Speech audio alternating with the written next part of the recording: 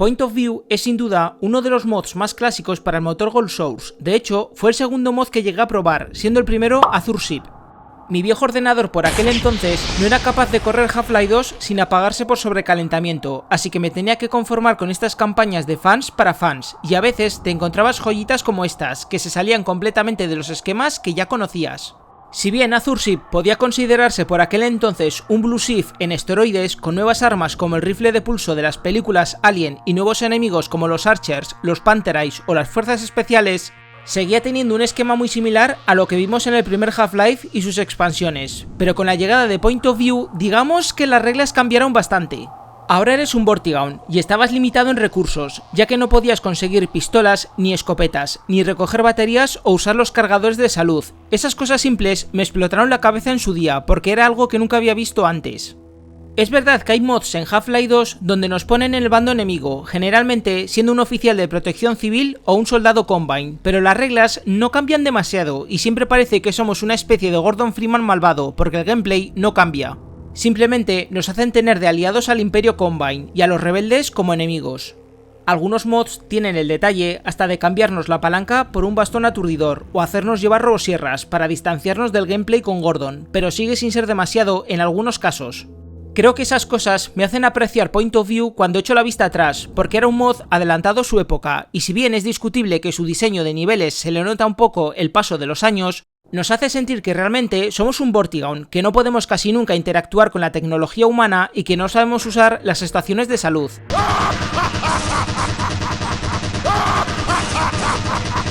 Ya que solo podemos curarnos lanzando rayos a seres orgánicos, y nuestro único repertorio de armas son criaturas o armas alienígenas como el lanzador de avispones. Se podría decir que Point of View toma prestado el capítulo extra de la expansión Decay, donde somos dos Vortigaunts, y lo convierte en una campaña con una historia original. Lástima que no toma absolutamente nada en cuenta de los eventos de Half-Life 2, y esto se debe porque salió en 2003, un año antes de la secuela oficial de Valve. La historia viene contada en forma de fragmentos, donde Shont, nuestro protagonista Vortigaunt, narra sus pensamientos, opinando sobre su trabajo en las minas, el mundo que le rodea y su crítica a los humanos, o cómo teme al mismísimo G-Man. Tiene incluso una referencia a la raza X en un párrafo, mencionando a los Shock Troopers de forma indirecta, cosa que me gustó como detalle menor. Creo que este mod se beneficiaría muchísimo de esta narración con un remake una vez que salga Half-Life 3, porque si la historia oficial llega a una conclusión final pero sin cerrar demasiadas puertas a las teorías, el diario haría guiños brutales al Imperio Combine, el cómo todas las criaturas de Xen estaban huyendo y cómo el propio Nihilant era poco más que un refugiado que buscaba tomar la Tierra para huir de lo que se le venía encima. Somos sus esclavos. Point of View, como mencioné antes, salió en 2003 y fue creado por los mismísimos desarrolladores que Azureship, conocidos como Andrea Touthman y David Zintrao, personas de nacionalidad italiana y portuguesa respectivamente. Ambos mods enlazan sus historias mientras al mismo tiempo hacen guiños a Half-Life y Opposing Force, tomándose bastantes libertades en el proceso. Por desgracia, omiten cualquier evento de Blue Shift y Decay. Para ir analizando el nuevo contenido que nos trae, hablemos primero de los nuevos alienígenas. Para empezar, aparecen algunos que ya salían en Azureship, como el Vortigaunt Magenta, que es una especie de Vorti más letal y rápido, el cual ya se ha mencionado más de una vez en mi canal. Solo vemos unos pocos en la parte donde huimos de unos laboratorios, y es una pena el rol tan menor que tienen aquí cuando en Azureship te acosaban casi desde la mitad de la campaña. En el remake Black Mesa Azureship estaría genial que fuesen Vortigaunts imbuidos en vortesencia, ya que en el diario de Shont son Vortis fusionados con material genético de los Champ-Toads. Cosa que Azureship contradice, porque en una escena vemos que son parte de un experimento de G-Man mezclando humanos con los propios Champ-Toads. Sé que es una tontería y no es más que parte de las libertades del mod, pero me hace gracia que para ser dos proyectos enlazados por los mismos desarrolladores tienen incoherencias en la trama. Volviendo con otras criaturas, también tenemos al Archer, que actúa poco más que una cría del ictiosaurio bajo el agua. También tenemos al Panther Eye, que actúa como jefe en una de las instalaciones geotérmicas de Black Mesa. Estos últimos serán nuestros enemigos, debido a que Shont cortará lazos con Nihilant cerca de la mitad del juego por su cruel esclavitud, provocando que el collar libere una sustancia que haga ver a la fauna de Xen como un traidor. Nos encontraremos con las esferas, que son criaturas pequeñas flotantes que lanzan rayos. Se supone que iban a ser dispositivos usados por los Vortigaunts en combate durante la versión alfa de Half-Life. cosa que Point of View rescata como idea, ya que Shont estará investigándolas en las minas de Shen, antes de que el personal de Black Mesa irrumpiera y se llevara parte de esta tecnología. También tenemos al sargento Eku con su famosa ametralladora. Generalmente aparecen en solitario al final de los pasillos, y aunque son bastante peligrosos, son fáciles de matar cargando los rayos y usando las esquinas como cobertura. Las fuerzas especiales son la tercera facción humana que vemos en la campaña, que también salían en Azurship, aunque teniendo a los comandos negros siempre me resultaron un poco redundantes, y básicamente son mercenarios al servicio de G-Man, que roban tecnología de Shen, pero como que tampoco se profundiza en sus orígenes o por qué fueron llamados a Black Mesa. Usan chalecos de colores apagados, y otros han robado trajes de protección de color gris para usarlos en sus incursiones. Entrarán en combate si ven a los marines Eku al ser otro bando independiente. El jefe final de la campaña es un robot montacargas, esos que veíamos en la intro de Half-Life, salvo que este está equipado con una ametralladora pesada y un lanzagranadas. Me pareció un oponente muy original, no solo porque Half-Life apenas ha tenido jefes finales destacables a lo largo de su trayectoria, sino porque usar un NPC que todo el mundo se olvida de que existe a los 5 minutos de empezar el juego y luego colocarlo de jefe final es sin duda una grata sorpresa. Y hablando de olvidos, también tenemos alguna que otra rata acechando por las instalaciones tomando el papel de los Headcrafts, dado que en Point of View están prácticamente ausentes, y alguien tenía que hacer el papel de bicho que se lanza a la cabeza a morderte. En cuanto a las armas, tenemos las garras de Shont, que son nuestra herramienta principal en combate cuerpo a cuerpo y a distancia. Los rayos que lanzamos son esenciales para recuperar vida, aunque no funcionarán contra ametralladoras ni centinelas trípodes. También tenemos el lanzador de avispones, tanto normal como dual. Bajo mi experiencia, me pareció la mejor arma para acabar con las esferas, ya que cuesta mucho verlas a cierta distancia, y la ráfaga de avispas con el clic derecho las destruye rápidamente. Contamos con los Stukabats, uno de los alienígenas de la beta preferidos por la comunidad. En Point of View los podremos usar como si fuesen murciélagos kamikazes, lanzándose hacia un enemigo y explotando en el proceso, pero si no encuentran nada que matar, se volverán contra nosotros. También disponemos de los clásicos Snarks y los Champ Toads, que funcionan de forma idéntica, aunque honestamente casi nunca tuve la necesidad de usarlos salvo en la batalla final contra el montacargas, desde la plataforma superior.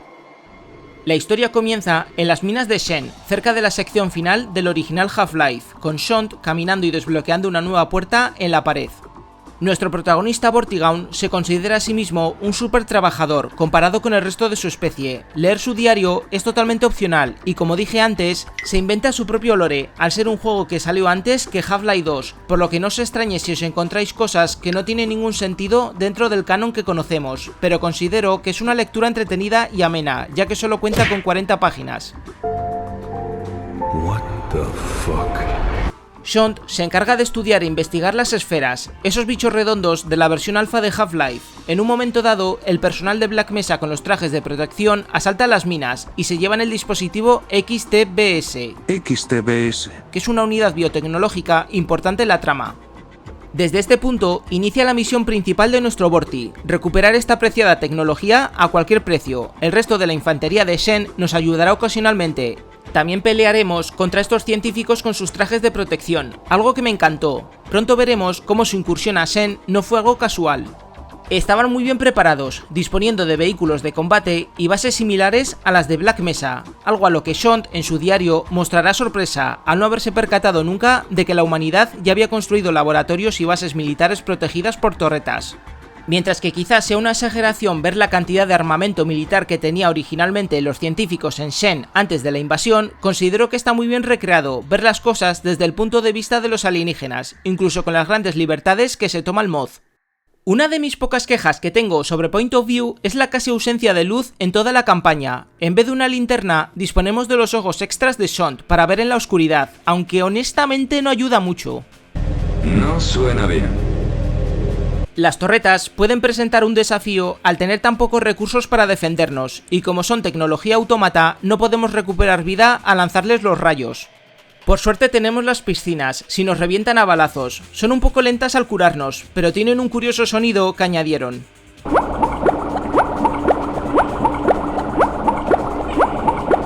Pronto entraremos en una instalación fortificada con científicos y más guardias, varios pasillos con trajes de protección y laboratorios donde se estudia todo sobre Shen y su tecnología.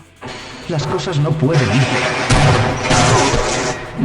Allí veremos por primera vez a G-Man, hablando con la tercera facción humana, que son las Fuerzas Especiales. Sean creerá falsamente que todos los humanos están allí cooperando, pero luego se dará cuenta que son independientes, haciendo una referencia a la relación entre la raza X y los senianos.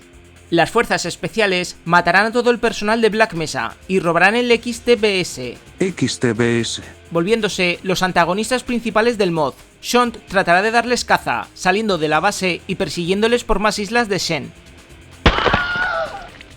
Al seguir uno de los camiones de las Fuerzas Especiales, acabaremos en un sistema de transporte de Black Mesa, que lleva varios Vortigaunts capturados en uno de los vagones. Tras detenerse el tren, veremos a G-Man hablar con sus mercenarios, comentando que tienen el dispositivo robado. Tras abrirse las puertas y acabar con todos con ayuda de los Vortis, seguiremos la pista de nuestra tecnología robada, llegando a otra instalación humana con torretas y más soldados. Finalmente, encontraremos un teletransporte que nos llevará a la Tierra. Los siguientes niveles presentan más soldados, aunque también veremos obreros de mantenimiento de Black Mesa indefensos o llevando la palanca para golpearnos con ella, en un intento desesperado de salvar sus vidas. Más adelante, veremos por primera vez a los soldados Eku enfrentándose a los Alien Grants en un túnel. Enseguida nos daremos cuenta que es una de las secciones que conecta con el exterior donde Adrian Shepard tuvo el accidente, siendo testigos de cómo los Prey se estrella. ¡Cabo Shepard! A mí me pareces más el Cabo Fiambre. Nos adentraremos en unas minas abandonadas llenas de ratas. Al poco rato caeremos en una trampa de G-Man, donde nos capturará y nos llevará a unos laboratorios que ya visitamos en Azure Ship. De hecho, veremos al protagonista Justin Barnes mofándose de nosotros antes de irse. Se ha terminado todo para ti. Un Alien Grant conseguirá escapar, desatándose el caos y rescatándonos del contenedor que nos retenía. Hay varias habitaciones extras si queréis explorar un poco, aunque no hay nada interesante salvo Snarks y el lanzador de avispones. Nuestro objetivo será encontrar una tarjeta para liberar un Gargantúa de su cautiverio. Habrá varios marines EQ por los pasillos. Tras sacar al Gargantúa de su celda, lo escoltaremos por un breve túnel destruyendo todo lo que se encuentra a su paso, incluyendo un tanque Abrams que parece pertenecer a las Fuerzas Especiales. Habría deseado que esta sección fuese más larga, ya que no todos los días tenemos un Gargantúa de aliado. Después de matar más obreros y soldados EQ, llegaremos a otra sección que ya visitamos en Azure Ship. Parece que una manta voladora era estudiada por el personal de Black Mesa. Al montarnos en ella, iniciará su despegue, dejándonos en otra zona alejada de las instalaciones.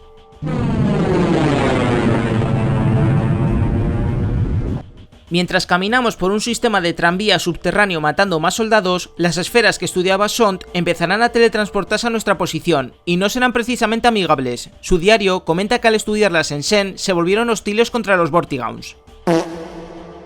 Por si esto no fuese suficiente, y por cuestiones de la trama, nuestro Sont decidirá traicionar a Nihiland tras reflexionar que no merece la pena seguir sus órdenes ciegamente, y por sus incoherencias en su forma de liderar a los alienígenas.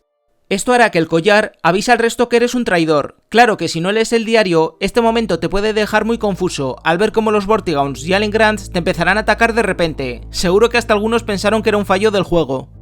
En las instalaciones geotérmicas, nuestros compañeros de Shen nos tenderán una emboscada, encerrándonos con un Panterai. La batalla no me pareció tan difícil como la de Azure Ship, ya que con tirar rayos a su ojo ya recuperas más vida de la que el Panterai te hace a ti. Eso sí, puede hacer el combate algo más monótono y aburrido.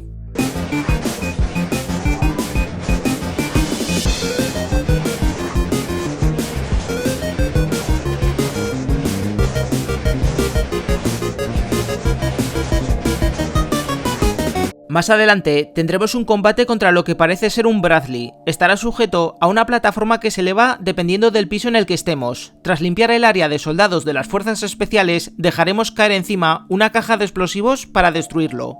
¡Hay que mover el cacharro!